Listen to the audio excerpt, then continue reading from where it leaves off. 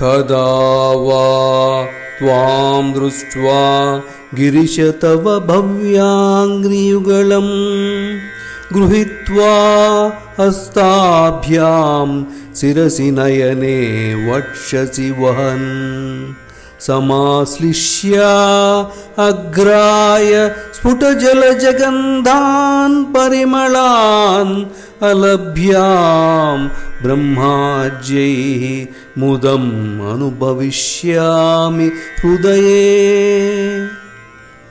ఇక్కడ ఈ శ్లోకంలో శంకర్లు ఇలా అంటున్నారు: ఓ పర్వతవాస, బ్రహ్మాది దేవతలకైనా సాధ్యం కాని సౌఖ్యాన్ని పొందుతూ నీ పవిత్ర పాదాలను నా చేత్తో పట్టుకుని వాటిని నా తల, ఛాతీ, కళ్ళకు తాకి వాటిని ఆలింగనం చేసుకుని వాటిని హత్తుకుని సంపూర్ణంగా వికసించిన పద్మము యొక్క వాసన వంటి పరిమళాన్ని పీలుస్తూ నిన్ను ఎప్పుడు చూడగలనో చెప్పు అంటున్నారు.